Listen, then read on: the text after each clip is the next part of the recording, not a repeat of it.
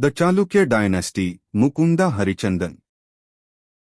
Mukundadeva's dynasty was dubbed the Chalukya Dynasty. He appears to have claimed descent from the eastern Chalukyas of Vengi, a branch of the famous western Chalukya dynasty of Vadmi founded by Pulkesin II.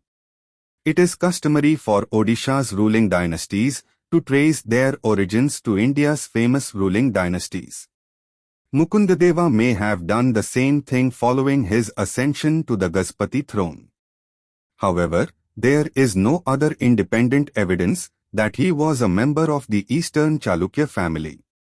He is described as the son of Sarvaraju and grandson of Singaraju in his inscription on the Bhimeswar temple at Draksharma in the East Godavari district. Seizure of the throne. Mukundadeva is regarded as Odisha's last Hindu king. Mukundadeva is referred to as Telinga Mukundadeva in Odishan traditions. Farishta mentions a feudatory dynasty known as the Bahuvalandras and Harichandanas ruling in the Vishakhapatnam district's Sarvasiddhi Taluk.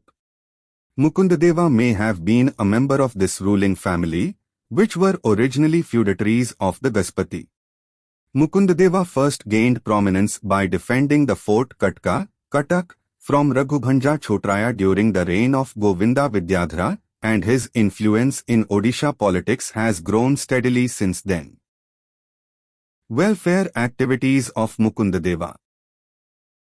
Mukundadeva's inscription of Draksharma, as mentioned previously, clearly indicates that he controlled the southern part of the Gaspati kingdom up to the Godavari river. It states that Mukundadeva defeated the king of Gauda and then remitted marriage taxes after performing Tulpurusha, the ceremony of weighing against gold, and other ceremonies. This inscription establishes unequivocally that Mukundadeva's kingdom extended all the way to Triveni in the north prior to 1567 CE. The above epigraphical evidence is corroborated by a flight of steps built on the Ganges at Triveni in the Hooghly district, which is still known as Mukundagata. Professor R. D. Banerjee states that Mukundadeva also constructed a large embankment on which the road from Magra to Triveni was laid and that the Odias continue to exert a significant influence in Triveni. Mukundadeva was thus an extremely capable ruler who succeeded in preserving the Gaspati Empire's prestige to a large extent, despite the fact that he obtained the Gaspati throne through murder. The Odisha people continue to remember him with gratitude for restoring peace and prestige. He did, however, become embroiled in Bengali politics, which ultimately cost him his life and throne. He made the grave error of sheltering Ibrahim Sur, a major adversary of Sulaiman Karrani, the Sultan of Bengal, and thus incurred his wrath. He added insult to injury by exchanging embassies with the great Mughal Emperor Akbar. In 1566, Akbar c. sent envoys to Mukundadeva's court, and Mukundadeva reciprocated by sending a Hindu ambassador named Paramanandare to the Mughal Emperor's court. Akbar gained the upper hand in these diplomatic relations because his ultimate goal was to annex Bengal to his empire.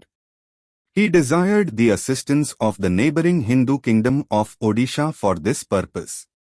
He was not, however, in favor of strengthening Mukundadeva's position, as evidenced by his refusal to assist the king of Odisha during his attack by Sulaiman Karrani. Bengal's invasion to Odisha. When the Sultan of Bengal invaded Odisha in 1568, Akbar was engaged in the siege of Chitta and offered no assistance to the Odishan king, most likely to ensure that Odisha became a part of Bengal and that he would eventually annex Bengal with Odisha. Mukundadeva was attacked in 1568 CE by Sulaiman Karrani, who dispatched an expedition led by his son Bayazid and aided by Sikandar Uzbeg and Kalpahada. The Bengal army marched through Dhalbhum and Mayurbhanj, eventually arriving in the coastal strip. Mukundadeva was unprepared for the invasion and entrusted Raghubhanja Chotraya with the task of repelling the invaders. This Raghubhanja appears to be the same person who was imprisoned by Govinda Vidyadhara for attempting to claim the Gaspati throne. He appears to have been released from prison and assigned to oppose the invading army by Mukundadeva. However, he was unable to complete the mission entrusted to him, and the Bengal army inexorably reached Cuttack. Mukundadeva had no choice but to submit to the invaders, as Raghubhanja appears to have betrayed him at this point. Various accounts of the Muslim invasion of 1568 CE have been given in our sources. According to the Madlapanji, Odisha was invaded by two distinct Bengali armies, one of which fought against Mukundadeva on the banks of the Ganges, while the other marched under Bayazid and Kalpahada towards Mukundadeva's capital at Cuttack. Mukundadeva fought valiantly against the Muslim army, but was eventually forced to seek refuge in the fort of Kotismi, which has been identified as Kotsimul on the western bank of the river Damodara in Bengal's Hooghly district. Bayazid's other army reached Cuttack, which was then commanded by Koni Samantha Singhara, who fought valiantly against the invaders but was assassinated. Ramchandra Bhanja, the commandant of Sarangagarh, declared himself king of Odisha at this time. Mukundadeva learned of all these developments in Odisha and rushed to Cuttack, but he was forced to submit to the invader due to Ramchandra Bhanja's rebellion. Mukundadeva then suppressed the rebellion at Sarangagarh, near Baranga, but Ramchandra assassinated him in the ensuing fight. On the same day, Ramchandra was assassinated by the invaders. Mukundadeva is also said to have fought alongside the invading army at Gohirtikari, near Jajpur, and was killed in the battle. Another tradition mentions two traitors, Sikhi and Manai, who were Odisha's king's generals. These traitors pointed out a jungle path to Kalpahada, who ambushed and routed Mukundadeva's army. Thus, there are numerous accounts of Mukundadeva's demise. However, it is most likely that he was assassinated by traitor Ramchandra Bhanja. This traitor has been referred to in the Madlapanji as Ramchandra Bhanja and Ramchandaradeva. The latter appears to be the more accurate name.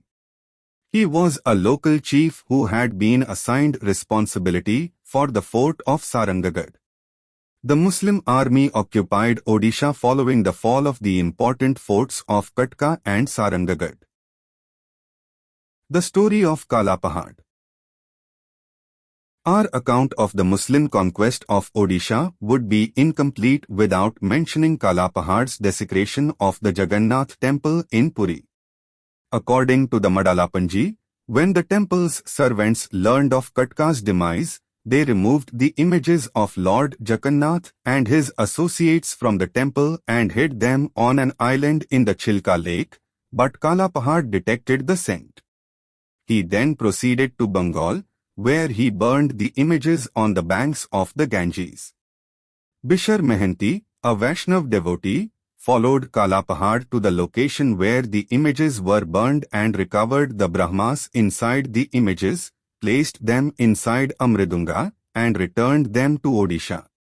Kalapahada, according to the same chronicle, destroyed the great Jagannath temple up to Amalkasila and defaced the images. It is difficult to verify the truth of the statement because the temple has been covered in a thick coat of plaster that conceals evidence of destruction and disfigurement. But it appears to us that the temple was not demolished or razed to the ground, even though the images were damaged and disfigured to the maximum extent possible. There is no evidence that the temple was rebuilt at any point in time. The original Chodaganga temple has been passed down to us, though the carvings on the temple's outer faces have been damaged and disfigured. Kalapahada is also depicted as the destroyer of a number of other Orhya Hindu monuments. Indeed, Kalapahada is a well-known figure in Odisha, and all damage to Hindu temples and images, regardless of their age, is attributed to him. While it is true that Kalapahada destroyed a large number of Hindu monuments in Odisha, it is not true that he went to every nook and cranny of the state with the express purpose of destroying them. According to Bengali legend, Kalapahada was originally a Hindu Brahmin. Dulari, the Bengal Sultan's daughter, fell in love with him and eventually married him. Kalapahada was married to two Hindu women and intended to remain a Hindu despite marrying a Muslim girl. He came to Puri to perform the expiation ceremony in the Jagannath temple, but the Brahmins refused to allow him to do so. Kalapahada's reaction was extremely strong, and as a result, he developed into a great fanatic. Scholars, however, have contested this tradition. The term Kalapahada was not unique to Hindus. This name was given to a nephew of Bahalul Lodi. According to Mr. P. Mukherjee, the Muslim chronicles conclusively established that Kalapahada was a full-blooded Afghan, not a Brahmin renegade. So, this is the end of this video. If you enjoyed it, don't forget to give it a big thumbs up and hit that subscribe button if you haven't already. To get the note of this video, scan the above QR code or check description to get the link. Thanks for watching. Have a beautiful day.